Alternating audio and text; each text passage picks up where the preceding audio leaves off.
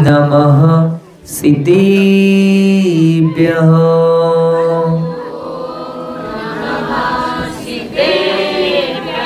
ओम नमः सिद्धेभ्यः।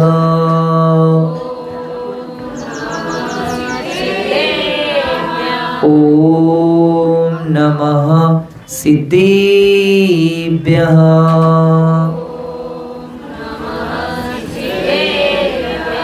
श्री राम कथा सुनाएंगे हम, सुनना बालक की तरह तुम। श्री शांति विद्या सन्मति के नंदन, भूल अगर हो जाए तो इस बालक को क्षमा ही कर देना, देना तुम ही तुम। श्री राम कथा सुनाएंगे, प्रभु राम और में आएंगे। जय श्री राम, जय श्री राम, जय श्री राम ही कहना है।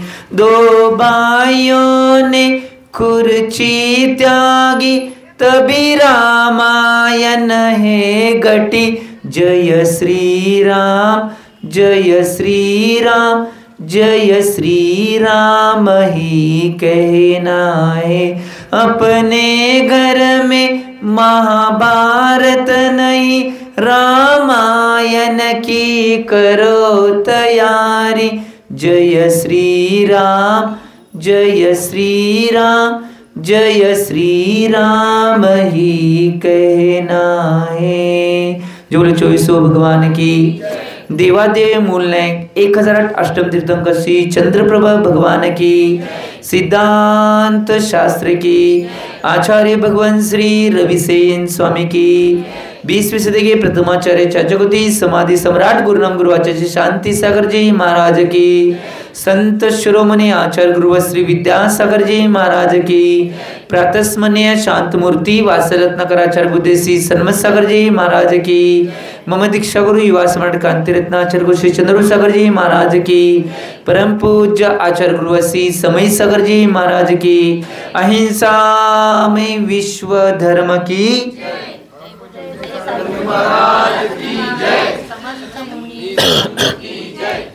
भव्य जी हो। आचार्य भगवान रविसेन स्वामीजी कृत पद्म पुराण जी या ग्रंथाच्या आधारे श्रीराम कथेची वाचना चालू आहे आणि या श्रीराम कथेच्या माध्यमातून प्रभू रामचंद्रांच्या चरित्रावर प्रकाश आपण टाकत आहोत।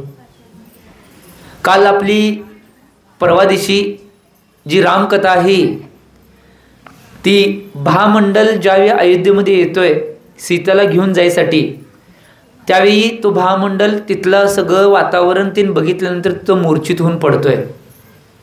इथपर्यंत कथा येऊन थांबली होती की ज्यावेळी ती अवस्था निर्माण झाली की निश्चित रूपानं तो भामंडल त्या चंद्रगती विद्याधरला बऱ्याच काही बोलतोय आणि म्हणतोय तुझ्याकडून काही काम होत नसेल तर निश्चित रूपानं ते काम मी स्वतः करतो म्हणून सीताला आणण्यासाठी किंवा सीताला घेऊन येण्यासाठी तो स्वतः जातोय। परंतु तिथे गेल्यानंतर एक अशी किमया घडते की तो मूर्छित होऊन पडल्यानंतर त्या मूर्छित होण्याचं मूळ कारण काय असेल तर जातीस्मरण।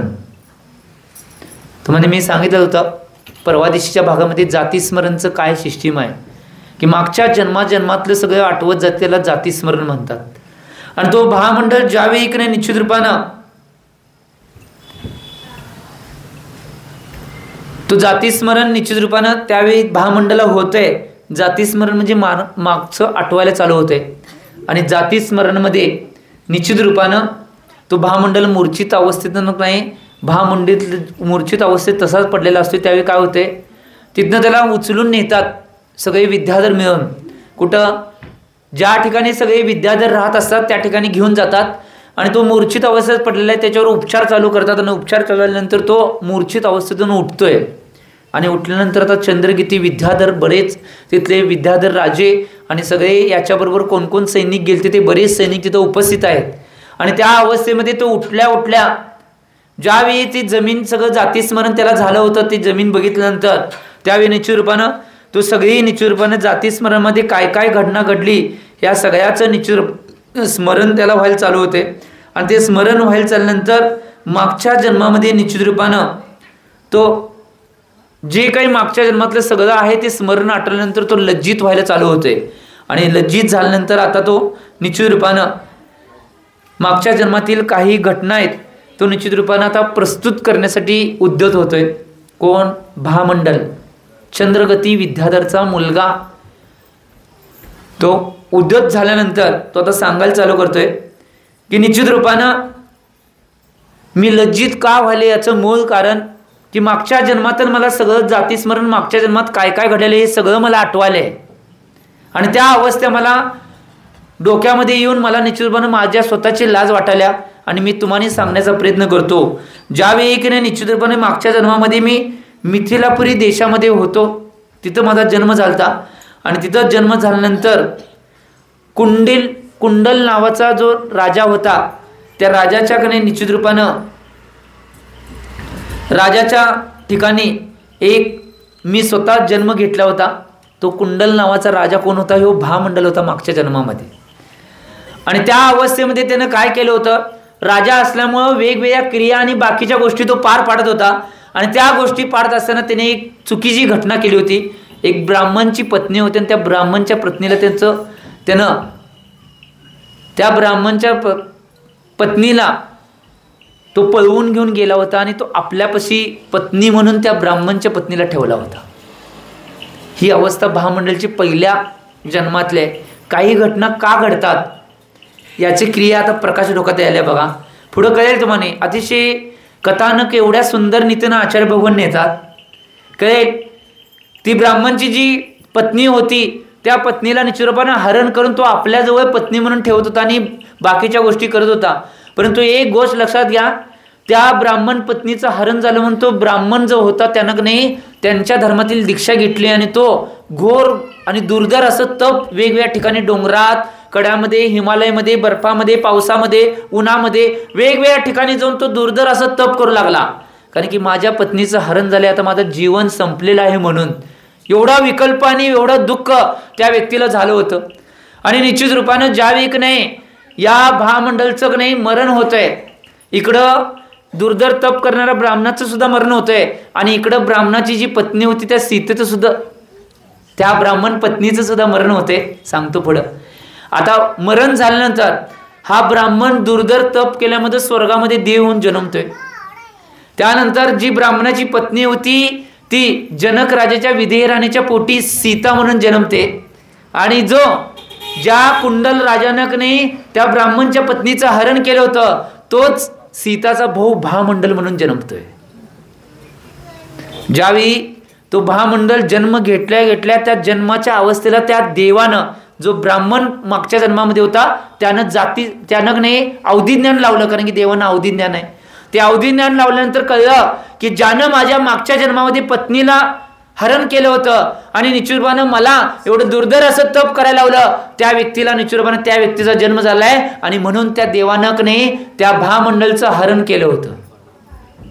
त्या भामंडलचं हरण केलं होतं आणि त्या भामंडलला हरण करून निश्चित रूपानं तो त्या पर्ण लघवी विद्याच्या माध्यमातून त्याला आकाशातनं खाली सोडलं होतं. तुम्हाला आठवते का बघा.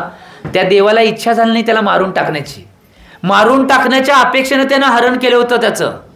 परंतु का त्या देवाला सुद्धा दया आली. परंतु या कुंडलला राजा अवस्थेत जावे होता त्यावेळी त्याची पत्नी हरण करताना कधी दया आली नाही. ही कर्मगती न्यारी बुद्धी काय करेल बिचारी. ज्यावेळी कर्माचा खेळ असतोय तो सगळ्यांना एक कुठल्या ठिकाणी नाचवायचा आहे, कुठं न्यायचं आहे आणि कुठं नेऊन ठेवायचं आहे हे सगळं कर्म ठरवत असते. आम्ही जे कर्म करतोय तेच. कोण आमच्या जीवनात आमचं बरं वाईट किंवा आमचं चांगलं वाईट करत नाहीत. हे झाल्यानंतर हे सांगितल्यानंतर आता त्या भामंडलला एवढा पश्चाताप आलाय. का पश्चाताप आलाय सांगा. की स्वतःची जी सख्खी बहीण आहे त्या सख्खी बहिणी संग मी विवाह करतो म्हणून म्हणलोय आणि एवढा विकल्प आणि तिच्यासाठी मी एवढा मोहित झालतो म्हणून त्याला विकल्प व्हायलाय. इकडे ही घटना ऐकल्यानंतर आता तिथंच असणारा जो चंद्रगती विद्याधर आहे त्या भामंडलला ज्यानं सांभाळ केला होता त्या चंद्रगती विद्याधरला वैराग्य निर्माण होते. की या संसारामध्ये काही नाही, कोण कुणाचं नातं आणि कोण कुणाचं नातं, कोण कुणाचं नातं पार पाडतोय आणि कोण कुणाच्या कुठल्या नात्याला प्रभावित करतोय, ही भावना अंतरंगात होऊन तो वैरागी होतोय आणि तो म्हणतोय या संसारात काही नाही आणि मला संसार काय करायचं नाही, मी जाऊन दीक्षा घेणार आहे. एवढी भावना झाल्यानंतर घटना कशा घडलेत बघा, कथानक काय घडले, कुणाची काय पहिला भावना होती आणि आता काय भावना झालेली आहे. तो महामंडल निश्चित रूपानं अतिशय लज्जित व्हायलाय, कारण की मी माझ्याच सख्या बहिणीबरोबर लग्न करायचे आणि तिच्यावर मोहित होण्याची भावना मी केलेली आहे, म्हणून तो लज्जित व्हायलाय. इकडं चंद्रकिती राजा त्याला वैराग्य निर्माण झालं का, कारण की ही सगळं कथानक, हा मुलगा कुणाचा आहे, त्यानं कुणाचे भाव केले, त्याच्याविषयी मी काय भाव केले, ही भावना करून तो विद्याधर राजा सुद्धा वैराग्याला प्राप्त झाला. आता चंद्रकिती राजा सगळ्या विद्याधर राजांना बोलवतोय आणि त्या महामंडलाचा राजतिलक करतोय की माझ्या गादीवर जर कोण बसणार असेल तर हा निश्चित रूपानं मी ज्याला पुत्र म्हणून आयुष्यभर लहानपणापासून सांभाळलं, तो माझा पुत्र नाही तरी सुद्धा या महामंडलला मी विद्याधरांच्या या गादीवर या नगराचा राजा म्हणून मी घोषित करत आहे. तो घोषित करतोय आणि सगळ्या संसाराचा, प्रपंचाचा, सगळ्या वैभवाचा, संपत्तीचा त्याग करून तो वनामध्ये जाऊन एका महाराजांच्या जवळ जाऊन दीक्षा ग्रहण करतोय. परिस्थिती कुठं पोहोचल्या बघा, काय परिस्थिती होती. एक काळ असा होता, तो मनुष्यांना हरवण्याची भाव करत होता, मनुष्यांना कुत्सित भावानं बोलत होता आणि तोच राजा आता मनुष्यांच्या ताब्यामध्ये जाऊन आपली जैनेश्वरी दीक्षा त्यानं ग्रहण केली आणि निश्चित रूपानं तो आपली साधना करायला. इकडं जनक राजाचा पुत्र असताना तो निश्चित रूपानं विद्याधरांचा राजा बनला आणि सीता जी जनक राजाची पुत्री होती ती दशरथाची सून आणि प्रभू रामचंद्रांची पत्नी बनली. स्वयंवर तुम्ही बघितलाय. जीवनामध्ये लय प्रसंग असे येतात. एक गोष्ट लक्षात घ्या, जीवनाच्या या प्रत्येक वाटावर, संसारामध्ये, प्रपंचामध्ये एवढे काटे आणि एवढे फूल आहेत की आम्ही जे केलेलं आहे त्याच रूपामध्ये जर आम्ही वाईट केलं असेल तर निश्चित रूपाने ते काटे रूपामध्ये फुलणार आहेत आमच्या वाटेवर, आणि जर आम्ही चांगलं केलं असेल तर आमच्याच रस्त्यावर ते फूल म्हणून उमलणार आहे. ही गोष्ट लक्षात घ्या. हे सगळं झाल्यानंतर आता महामंडल आपल्या स्वतःच्या आत्म्याची निंदा करतोय. इकडं चंद्रकिती राजाची दीक्षा झाली, सगळ्या अवस्था पार पडल्यात. आता प्रसंग असा आहे की त्या महामंडलला आत्मनिंदा करून सुद्धा मनामध्ये विकल्प जास्त आल्यात की कवा जाऊन मी की नाही सीतेची, जनक राजाची, श्री रामचंद्राची, श्री लक्ष्मणाची, दशरथ राजाची आणि त्या सगळ्या दोन्ही परिवारांची मी कवा क्षमा मागतोय, ही भावना त्याच्या मनामध्ये. तो निरोप देतोय जनक राजाला, इकडे निरोप देतोय की तुम्ही अयोध्यामध्ये यावं. इकडं श्री रामचंद्रांना आणि सीतामयांना म्हणजेच जी सिया आहे त्या सियाला निरोप देतोय की तुम्ही सगळ्यांनी एकत्रित एका ठिकाणी राहावं की माझी सगळ्यांना एकत्रित भेटण्याची इच्छा आहे. आता प्रसंग कसला येणार आहे बघा, सगळा परिवार परत एकत्र येणार. जो परिवार कर्माच्या उदयामध्ये विखरला गेला होता तो सगळा परिवार एकमेकांना भेटायला आतुर आहे. अशी अवस्था निर्माण झाली आणि त्या अवस्थेमध्ये तो निश्चितपणे महामंडल आपलं कुठलंही वैभव न घेता साध्या रूपामध्ये त्या अयोध्या नगरीमध्ये प्रवेश करतोय. आणि त्या अयोध्या नगरीमध्ये प्रवेश केल्यानंतर तिथं प्रभू रामचंद्रजी, सीतामय्या, तिथं दशरथ राजा आणि ते सगळ्या ज्या माता, सगळे बंधुराज सगळे त्या महामंडळाच्या स्वागतासाठी थांबतात. कारण की कितीही केले तर आता श्रीरामचंद्रांचा हा कोण आहे, मेहुणा आहे. हे आत्ता कळलं हो. बरेच दिवस काय काय कुठं कुठं कथानक चालले कोणास ठाऊक. म्हणून मी म्हणतोय कर्मगती न्यारी बुद्धी काय करेल बिचारी. कर्माचं असंच आहे, कर्म कसं नाचवते तसं नाचायला लागते आपल्याला. कारण की जो प्रसिद्ध नाटककार शेक्सपियर होते, प्रसिद्ध नाटककार, भारत नाही पूर्ण विश्वामध्ये नाटककार म्हणून ज्यांना प्रसिद्धी मिळाली ते शेक्सपियर. जुन्या माणसांना माहिती आहे, ते काय म्हणायचे, हे विश्व म्हणजे एक नाही नाटक आहे आणि या विश्वाच्या नाटकाच्या कलामंचावर सगळ्यांनी एक एक पात्र घातले आणि सगळेजण आपापलं पात्र वटवण्याचा प्रयत्न करल्यात. काहींनी आईचं पात्र घातलेलं आहे, काहींनी वडिलांचं पात्र घातलेलं आहे, काहींनी मुलींचं पात्र घातलं आहे, काही मुलांचं पात्र घातलं आहे. कोणी मामाचं, कोणी काकाचं, कोणी काकीचं, कोणीचं पत्नीचं, कोणी नवऱ्याचं, कोणी आजाचं, कोणी आजोबाचं, सगळ्यांनी वेगळे पात्र, कोणी महाराजांचं, सगळ्यांनी आपापली पात्र घातले. परंतु सगळी आपल्या आपल्या पराकुटीनं निश्चित रूपानं सगळी आपली आपली पात्र वटवण्याचा प्रयत्न करल्यात, परंतु एक गोष्ट लक्षात घ्या, या पात्र वटवण्यामध्ये कला तुमची आहे, परंतु तुमच्या सगळ्या दोऱ्या कुणाच्या हातात असतील तर कर्माच्या हातात आहे. ते नाचवल तसं तुम्हाला नाचावं लागणार आहे, ही गोष्ट लक्षात घ्या. म्हणून मी म्हणलो हे विश्व एक नाटक आहे आणि त्या रंगमंचावर आम्ही एक एक पात्र घातलंय, ते पात्र वटवण्याचं काम आम्ही करलंय. तशीच अवस्था इथं पार पडलेली आहे. म्हणून मी हा प्रसंग सांगितला. एक गोष्ट लक्षात घ्या, जीवनामध्ये या सगळ्या परिवार एकत्र येणार आहे आणि सगळा परिवार एकमेकांना भेटणार आहे, ही अवस्था त्या प्राप्त व्हायला. आणि या अवस्थेला प्राप्त होत असताना आता त्या स्वागताला ती दोघंही उभारलेत. सगळ्यांनी त्यांचं महामंडळचं स्वागत केलं आणि महामंडळचं स्वागत केल्यानंतर आता महामंडळ काय आले कुणाला काय माहित नव्हतं, अजून त्यांना गोष्ट माहित नाही. फक्त एक निश्चितपणे विद्याधरांचा राजा यायलाय ही बातमी दिली, त्याचं स्वागत केलं आणि ते स्वागत झाल्या निश्चित रूपाने त्या स्वागत झाल्या ज्यावेळी तिथं एका राजमहलामध्ये जाऊन सगळेजण बसले. ते बसल्यानंतर ते राजमहलामध्ये ज्यावेळी बसले होते त्यावेळी पहिला जनक राजाच्या चरणावर जाऊन महामंडळाला चरणस्पर्श केला आणि तो क्षमा मागू लागला की पिताश्री मला क्षमा करावी. आता जनक राजाला काही कळना की हा महामंडळ मला पिताश्री म्हणालाय. त्यावेळी तिथे विधेय राणी सुद्धा आलती. परत तो विधेय राणीपाशी गेला, त्यांचं सुद्धा चरणस्पर्श त्यानं केलं महामंडळाला आणि तो बी म्हणतोय माते मला क्षमा करावी. आता माता म्हटल्यानंतर त्यांच्या लक्षात आलं त्यांचा जो लहानपणी एक बालकाचं एका देवानं हरण करून नेला होता, तोच बालक म्हणजे महामंडळाला 100% त्यांना सिद्ध झालं.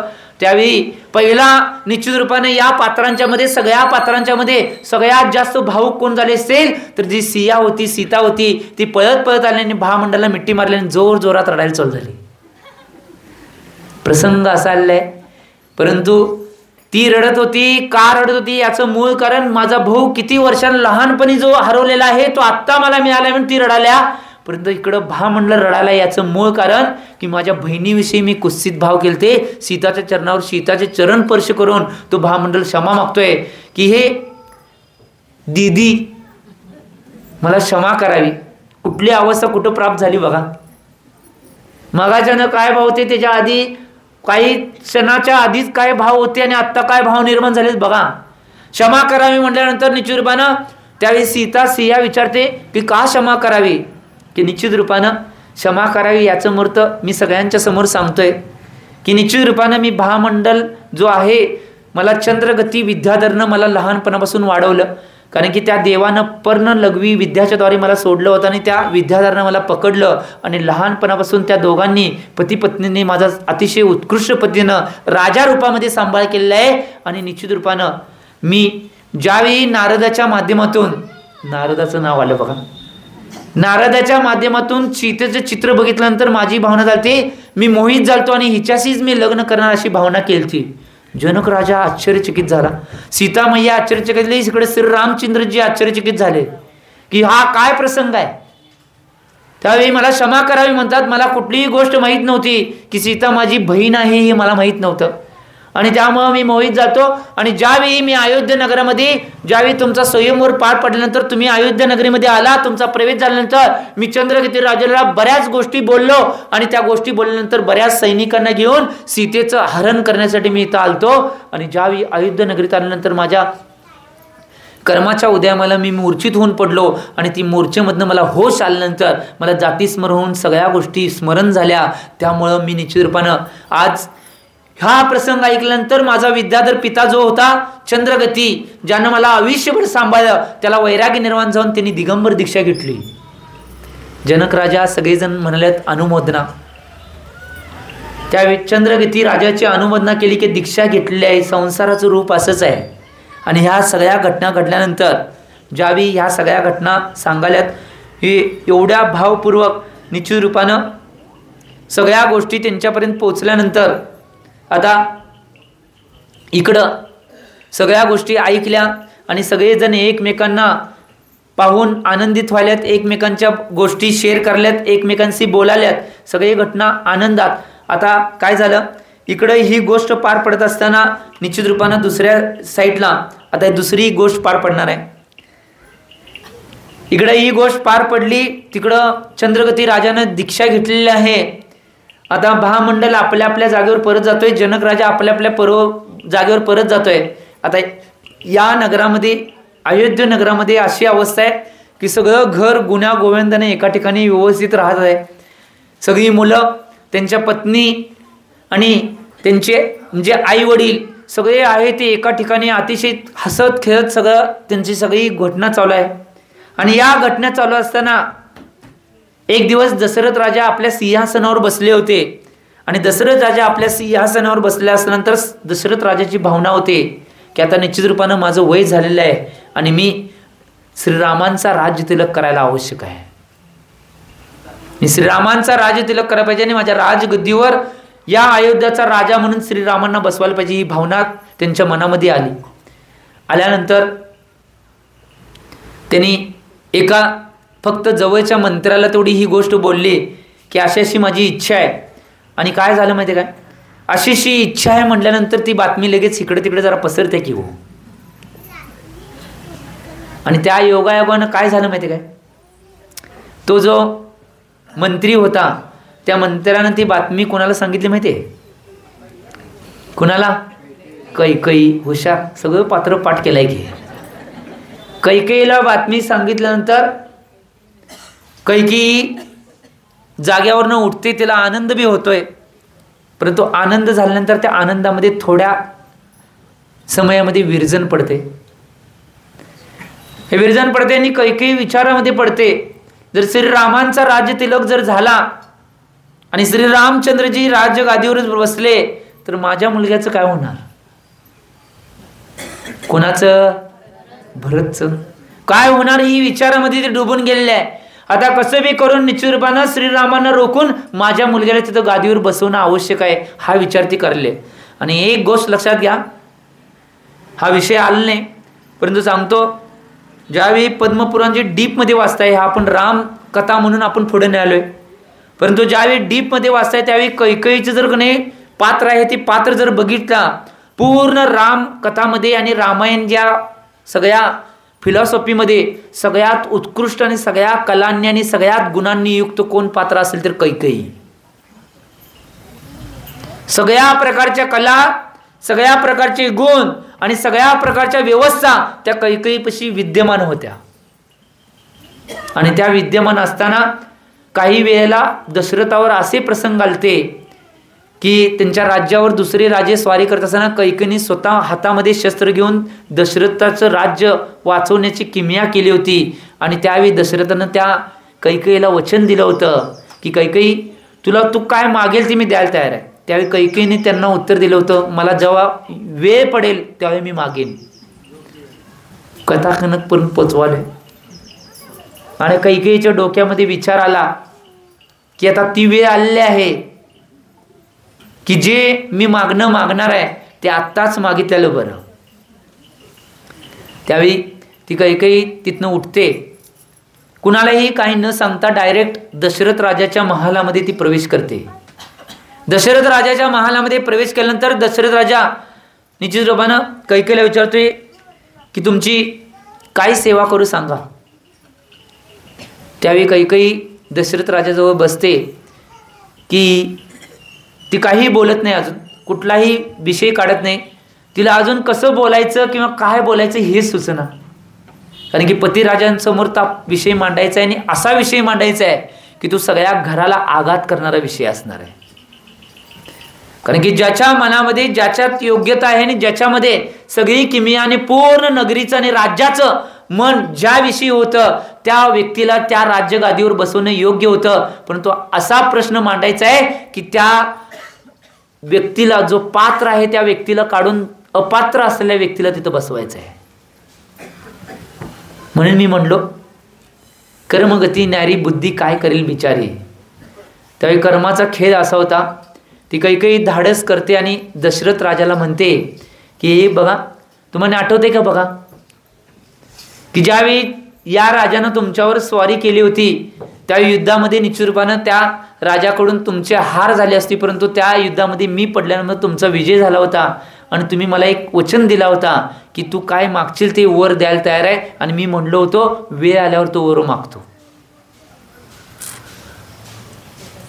त्यावेळी ती कैकेयी म्हणते ती आता वेळ आलेली आहे आणि तो वर कोणता असेल. त्यावेळी तो दशरथ राजाच्या मनामध्ये बी येणार नाही की ही काय मागणार आहे. दशरथ राजा म्हणतोय तू काय मागशील, माझे प्राण मागितलेस तरी मी द्यायला तयार आहे.